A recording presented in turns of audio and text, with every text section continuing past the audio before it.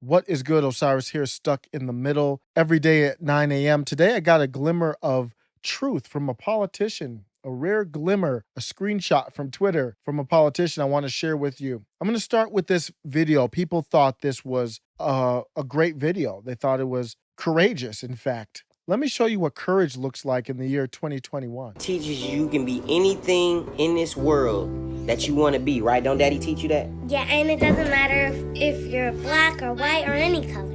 Doesn't matter if you're black, white, brown, yellow, right? Black. And how we treat people is based on who they are and not what color they are. And if they're nice and smart.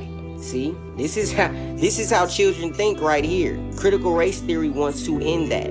Not with my children. It's not gonna happen. My baby's gonna know that no matter what she wants to be in life, all she has to do is work hard, and she can become that. Work hard, even though you don't know anyone. You can make friends. Yeah, you can make friends, no matter what color they are. So we need to stop CRT. Period. Point blank. Children do not see skin color, man. They love everybody. If they're good people, they love them. We pray for people that are hurt. So if I went back in a time machine 5 years ago and told you that that video would be somewhat courageous in the year 2021, you'd probably look at me like I was insane. I mean, doesn't everyone teach their children that? We are in bizarre times, of course, but the reaction from Julie Johnson. Who is Julie Johnson? We'll get to that. Julie Johnson said, "What a beautiful statement from a father to his daughter. This is the kind of message of love for each of us that should be taught.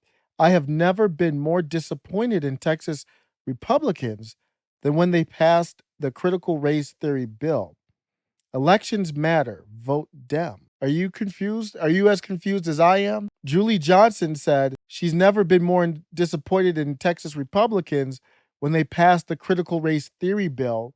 What she's talking about was the bill to ban critical race theory from being taught in the schools. She says, vote Dem. If you're confused, I don't blame you. She's confused. Sometimes when somebody else is confused, they confuse you. Julie is a Texas state representative in the Democratic Party. Julie thought that the video you just saw with the father and his daughter, she thought that that video was critical race theory. Oops. Julie Johnson thought critical race theory was treating people based on the merit of their actions, based on who they are, not the color of their skin. She thought critical race theory was an empowering message that hard work gives you a better chance to overcome any obstacle, regardless of color of skin. That's what Julie Johnson thought it was. That's the moment of honesty. She thought Republicans in Texas were opposing that, not her own party. Dave Rubin is the one who I got the quote from. And he said, so he replied to her and said, what are you saying here? The Republicans are fighting critical race theory and your party is importing it. You have everything totally backwards. It was a bad moment because she wasn't informed, but let's inform her. Even though she should have been as a state representative and criticizing Republicans, she didn't even know, obviously, what the bill was about. That's pretty bad. But let's educate her. Julie, this is critical race theory, sponsored by Pizza Hut.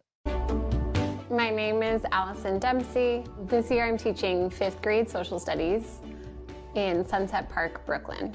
Racist teaching and learning is upholding the systems and sort of like the classroom hierarchy. Inquiry-based learning challenges that model because the children guide the learning. So what are some racial differences that you've noticed around you? Who would like to share? People are different, so they get treated based on how they look, and who would decide that as the dominant culture. What is the dominant culture? What does the dominant culture do? They make people believe certain stereotypes about a certain group of people, not just blacks, but also browns or indigenous. Anybody whose skin color is darker. Dominant culture is for powerful people with power, and white people make other people think that black people are bad. So that's why black people don't have power.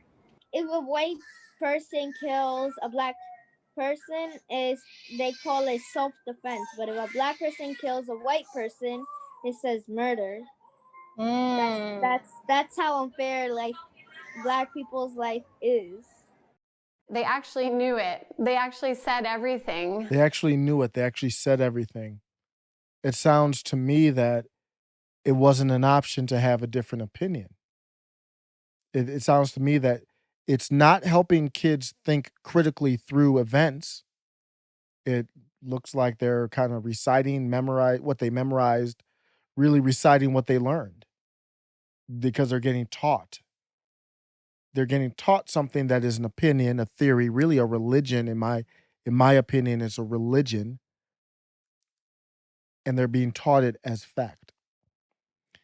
Critical race theory is evil yet brilliant.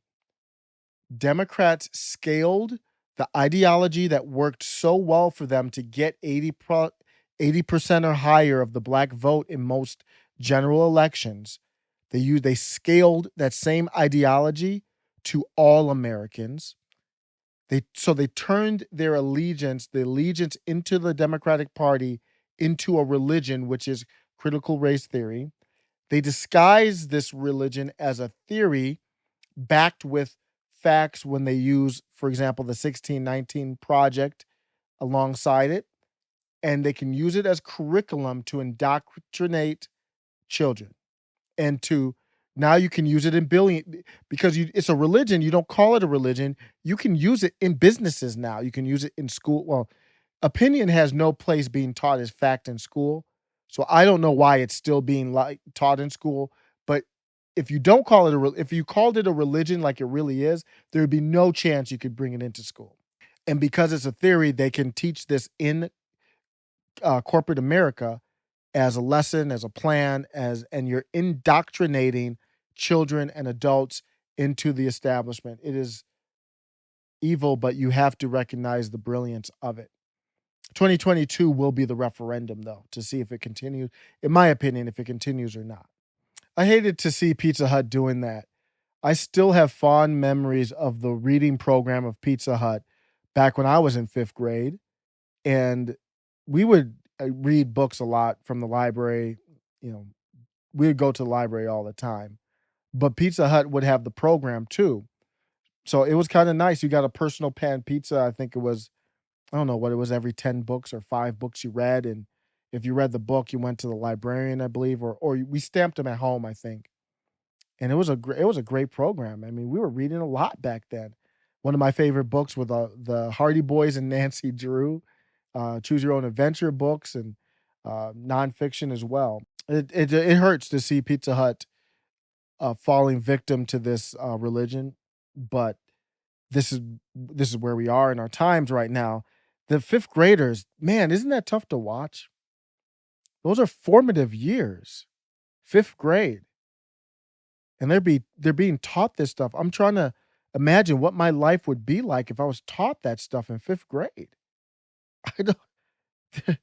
There would have been when I was in fifth grade.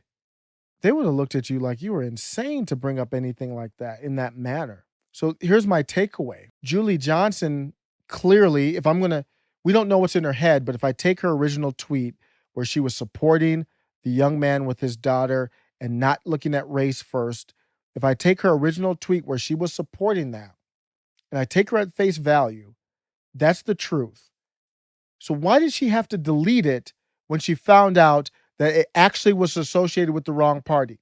I understand there was some embarrassment there because she didn't know what was going on, and she's actually voting on these things in Texas.